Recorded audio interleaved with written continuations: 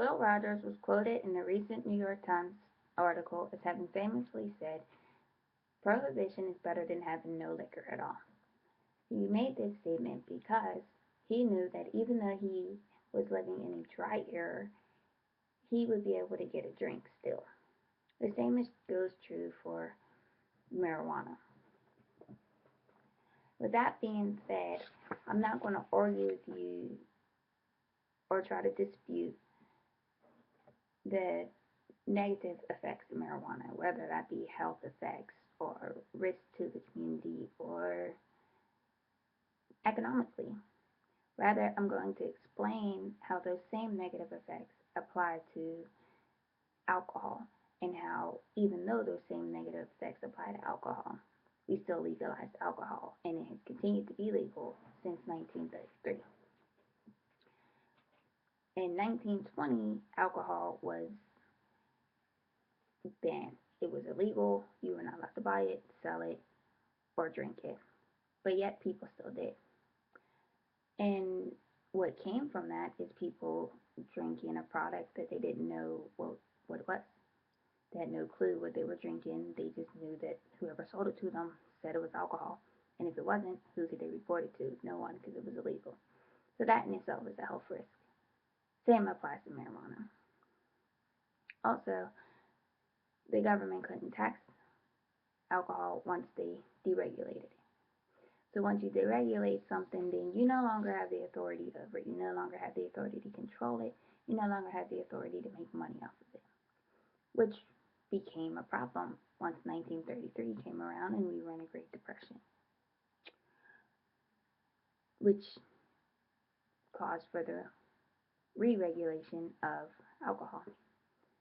So I think marijuana should be regulated or legalized, whichever term you prefer, because it's not more dangerous than alcohol. It's no more dangerous to drink alcohol than it is to smoke marijuana. The effects are the same. You have impaired judgment, you have impaired concentration, impaired comprehension, coordination, visual acuity, reaction time, motor skills. They're all the same for both marijuana and for alcohol. Difference is one's legal, one is not. Actually, when it comes to DUIs, which all these things, your judgment, your motor skills, all these things will come into play had you been driving under the influence of one of these two drugs. We'll call them both drugs because that's what they are.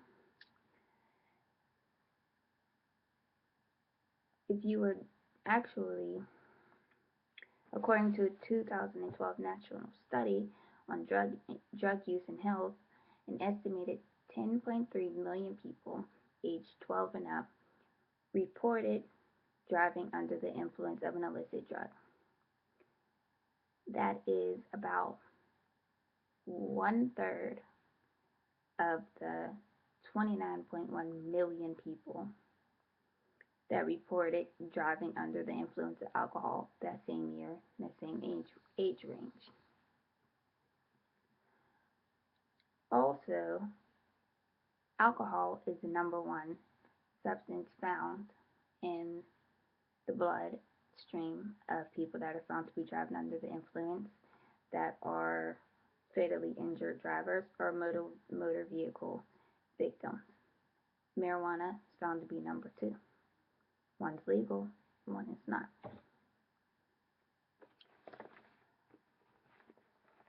It sounds, most people would like to think marijuana is a drug.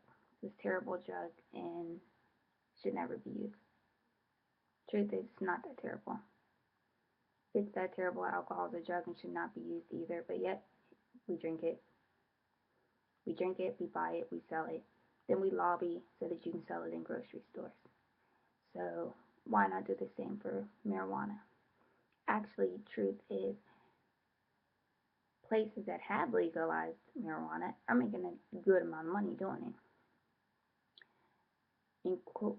Including lost tax revenues, in 2007, a study found that enforcing the prohibition of marijuana is actually costing taxpayers $41.8 billion, as opposed to the estimated $36 billion that the marijuana industry is worth, according to Madame Norrie reports.